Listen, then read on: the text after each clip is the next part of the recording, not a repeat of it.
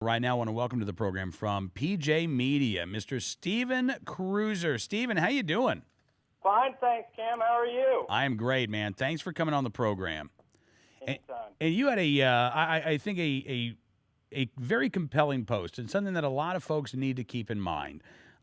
You say this is the thing that our side still doesn't get: pictures and video tell a more compelling story than just text and math. And you highlight these new videos. We're going to see a lot of them, I think, from Organizing for Action that tell the stories of Americans who are grieving, who are heartbroken because a loved one was taken from them by somebody who used a gun, right?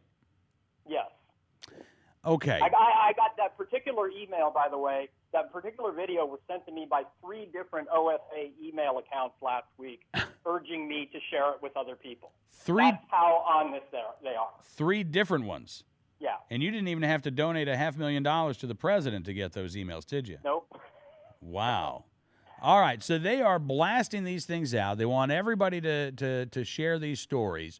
Again, the counter to this, Stephen, is to tell those stories of people who've used firearms in self-defense, to tell those stories of people who wish that they had had a gun. We interviewed a woman named Amanda Collins, who was a concealed carry holder, who was raped at gunpoint in a gun-free zone at the University of Nevada, and she was denied the ability to carry her firearm by her college. Now, we did that interview with her last week, and I got to tell you, it blew up on the internet and on YouTube, and it was great that her story got out there.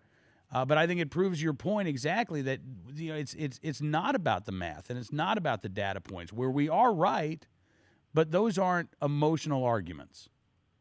Well, having been involved in conservative politics my entire adult life, one of the biggest problems, especially in the last 15 years, has been the presumption that because we have the math, the statistics, the economics, or whatever on our side, that everybody will automatically see that.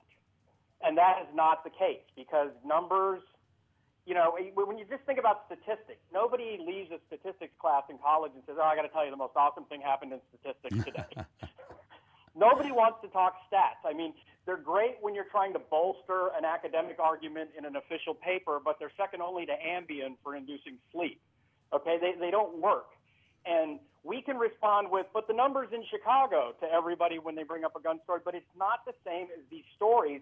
And these stories are many and varied and from all over the country, because I've been reading about them constantly for the last 6 months especially, and we have the means to get them on video and to get them out to people. We have the distribution for it, and we need to be doing that. Well, we do, and you're right about Chicago. Now, we talk about Chicago a lot on this program, but I'm always careful to talk about the individuals who live in these neighborhoods, because that's the thing. At the end of the day, when the president talks about, if it saves just one life, it's worth it. Well, how many individual lives have been ruined? How many individual lives have been lost because good people, law-abiding people, couldn't get those guns in Chicago, and the bad guys could?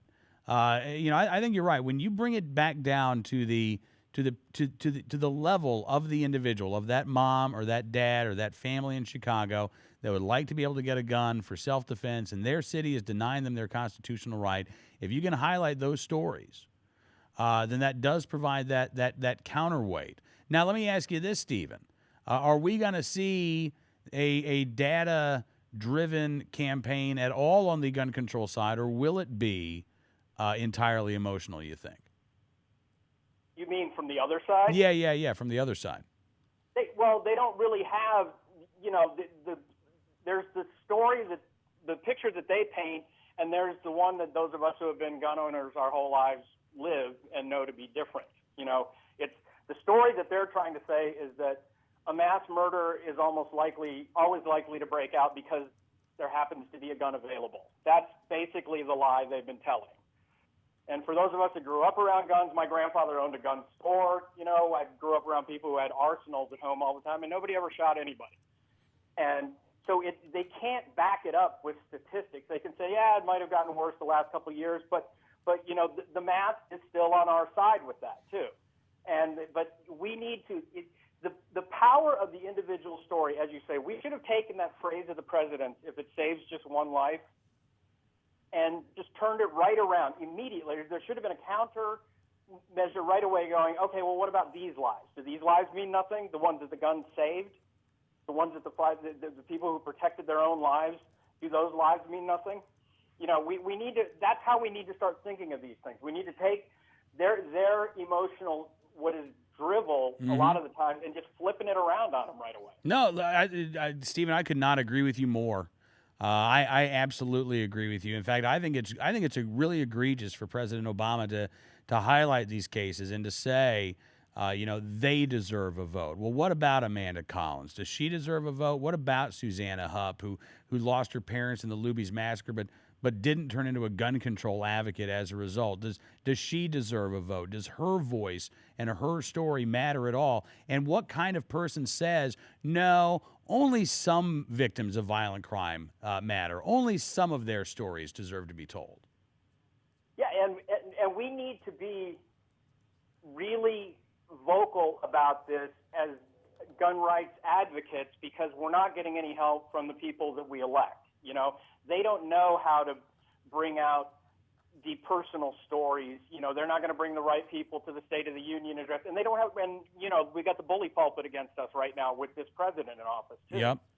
So this is the time. It's most important right now, more important than ever in American history, because with all of the new measures going into place, all of the when they're gathering data on you, as it's been discussed a lot, the data is pretty much going to be there for them to then confiscate the weapons one day.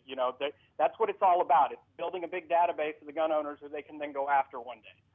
And this is the most critical time in history, I think, for us to make sure we're making an emotional counter argument, so that the average citizen who isn't exposed to guns as much as anybody else will then at least see a little bit of the reality of it, and not just this ridiculous cartoonish version of it that they paint on the other side.